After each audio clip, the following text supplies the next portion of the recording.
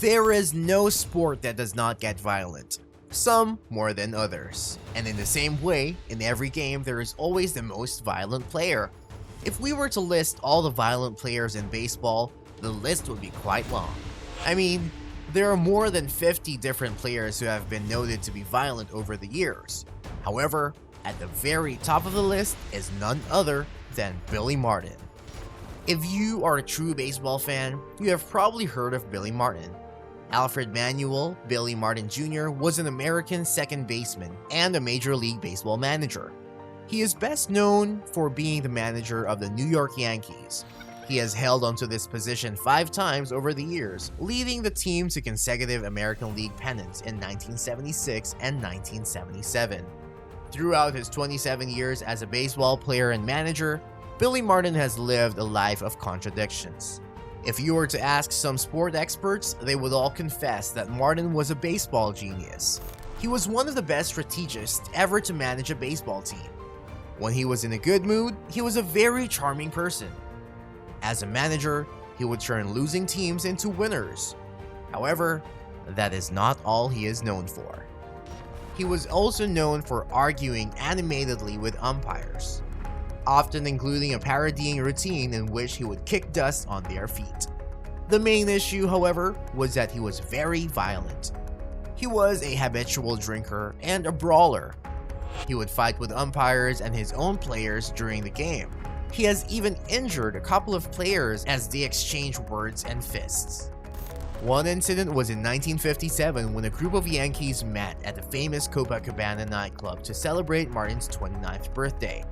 The party ended up being a very publicized brawl. About a month later, after this brawl, General Manager George Weiss believed that Martin's nightlife had badly influenced teammates Whitey Ford and Mickey Mantle. Because of this, Weiss decided to exit Martin to Kansas City. Because of this move, Martin felt betrayed by Stengel, with whom he had developed a strong father-son relationship. Martin was angry at him for failing to prevent the trade, and the two never spoke for years. Fast forward to August 4, 1960, playing for the Reds, Martin charged the mound in the second inning after receiving a brushback pitch from Chicago Cubs pitcher Jim Brewer. Martin got angry and threw his bat at Brewer, who just picked it up and stretched out to Martin to hand it to him. However, when Martin got to Brewer, he punched him in the right eye, breaking his cheekbone. Because of this, Brewer ended up being hospitalized for 2 months, and Martin was suspended from the game for 5 days. The Cubs sued Martin for $1 million for the loss of Brewer's services. The Cubs eventually dropped their case, but Brewer continued with his. In 1969, a judge gave Martin the order to pay $10,000 in damages. When he was informed of the judgment by the press, Martin asked sarcastically, "How do they want it? Cash or check?" However, that is the least of the fights that Martin has had over his years. As a player, he has also had disputes with Jimmy Pearsall, Clint Courtney twice, Matt Batts, and Tommy Lasorda. Soon after, Martin became a manager, and his competitive fire and daring tactics won the hearts of the fans. However, this love affair was never consistent, especially with those who dared to defy his judgment or orders. There was always some sort of clubhouse tension and organizational turmoil. After his retirement, Martin spent 8 years in the Minnesota organization where he managed the Minnesota Twins. He was a scout from 1962 to 1964 and the third base coach of the Twins from 1965 through mid-June 1968.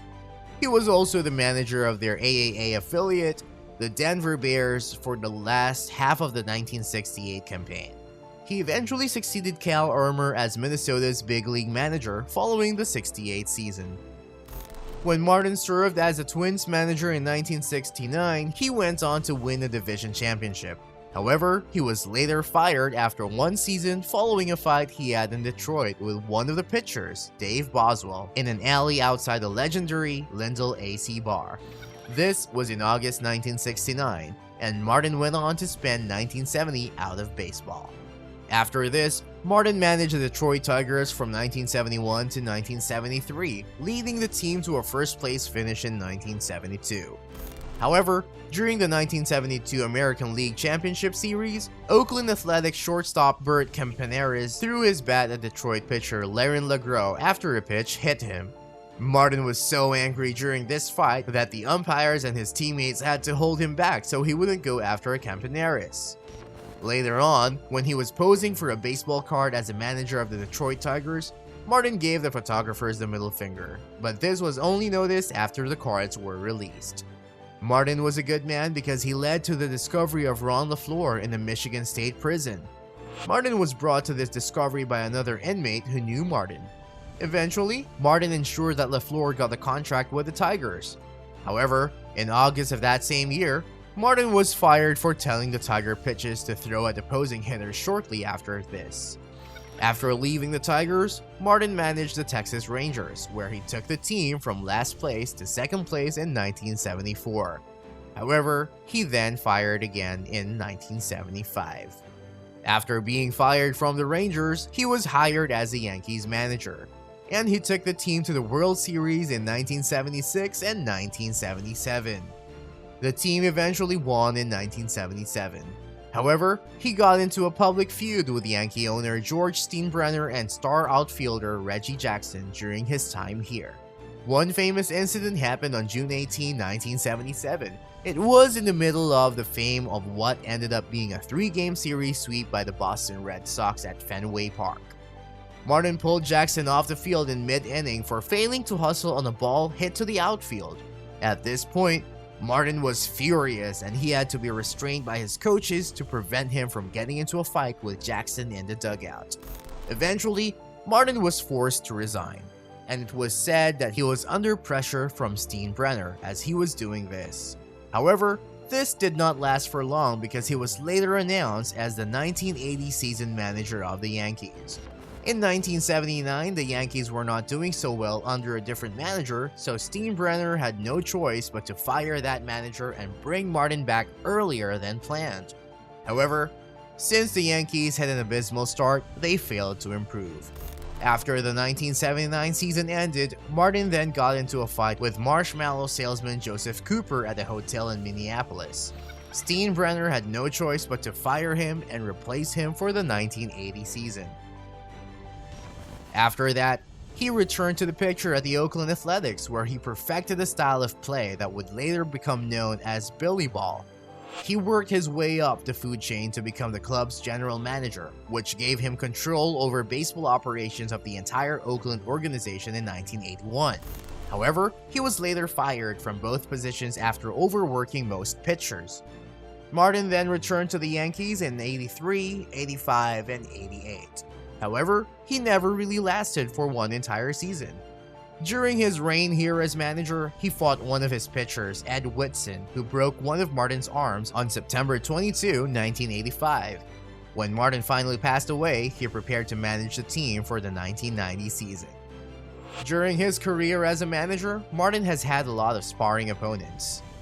He has exchanged fists with 2 traveling secretaries in a fight outside of Howard Wong's in Bloomington, Minnesota, Jack Sears, who was a fan outside Tiger Stadium, a Chicago cab driver who preferred soccer to baseball, sports writer Ray Hagar in Reno Casino, 2 bar patrons in Anaheim and in Baltimore, and 2 bouncers in an Arlington topless bar.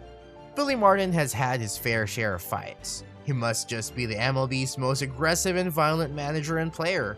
However, as much as he was that violent, we can definitely say he was a very great manager, taking teams from low to high. What do you think of the video? Let me know in the comment section below. If you enjoyed this one and want more videos like this, be sure to like the video and hit that subscribe button before you go. Thanks for watching.